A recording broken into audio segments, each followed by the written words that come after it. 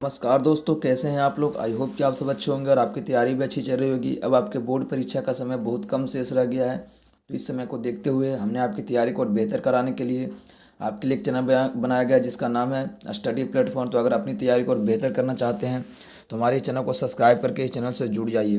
तो चलिए दोस्तों, आज की इस वीडियो में हम लोग पढ़ने वाले हैं साइंस के कुछ महत्वपूर्ण ऑब्जेक्टिव प्रश्नों को, जो आपकी एग्जाम की दृष्टि से काफ़ी इंपॉर्टेंट है। तो वीडियो को बिना स्किप कोई वीडियो को लास्ट देखेगा, और अगर वीडियो पसंद आता है तो वीडियो को लाइक कर दीजिएगा।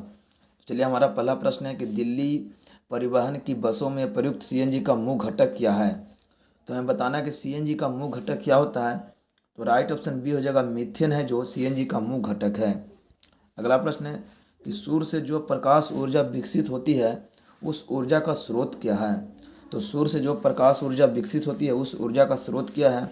तो राइट ऑप्शन क्या हो जाएगा, इसका राइट ऑप्शन हो जाएगा ऑप्शन सी, हाइड्रोजन नाभिकीय संलयन। क्या हो जाएगा, हाइड्रोजन नाभिकीय संलयन।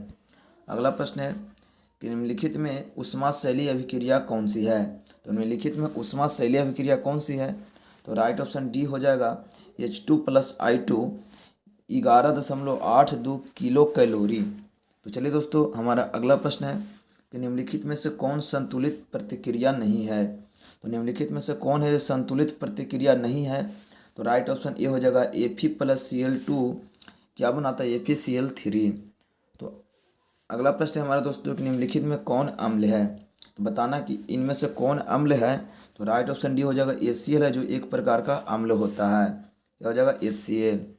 चलिए दोस्तों, हमारा अगला प्रश्न है कि निम्नलिखित में से कौन सही है। तो निम्नलिखित में से कौन सही है। तो राइट ऑप्शन बी हो जाएगा Na2CO3 × 10H2O। चलिए, हमारा अगला प्रश्न है कि अम्ल का पीएच मान क्या होता है।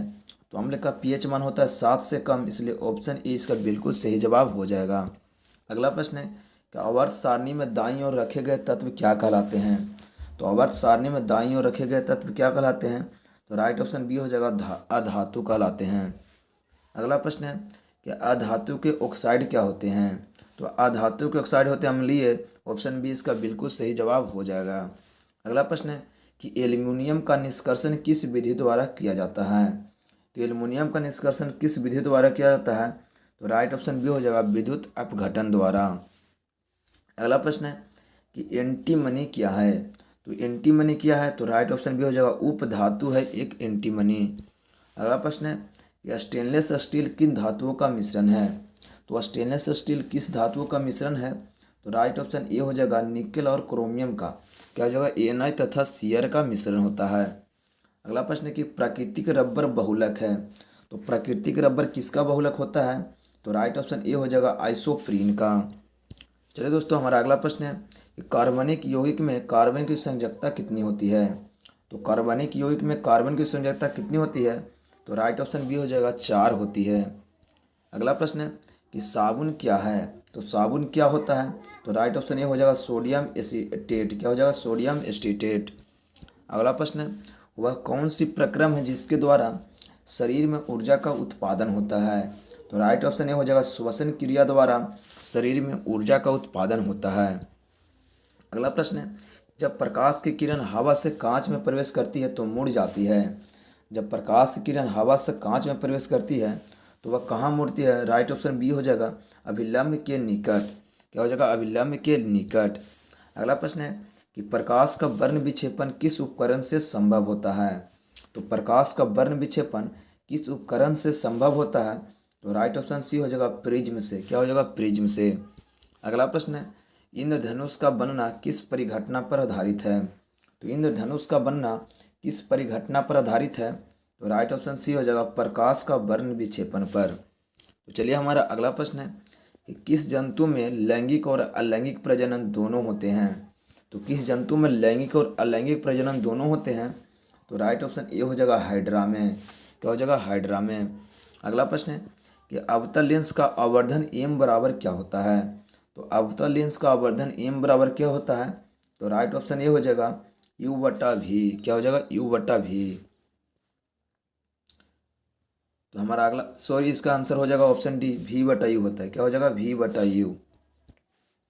अगला प्रश्न है कि एक पदार्थ को धन आवेश से आवेशित किया गया है तो इस आवेश में पदार्थ का द्रव्यमान क्या होगा।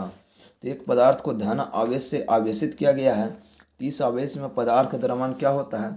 तो राइट ऑप्शन बी हो जाएगा, अंशतः घट जाता है। अगला प्रश्न है कि ओम के नियम को परिभाषित करने में किसका मान अचर रहता है? तो ओम के नियम को परिभाषित करने में किसका मान अचर रहता है? तो राइट ऑप्शन सी हो जाएगा, ताप का। अगला प्रश्न है कि निम्नलिखित में कौन लंबे विद्युत धारावाही तार के निकट चुंबकीय क्षेत्र का सही वर्णन करता है? तो राइट ऑप्शन सी हो जाएगा। क्या हो जाएगा इसका आंसर सही? तो इसका ऑप्शन सी बिल्कुल सही जवाब है।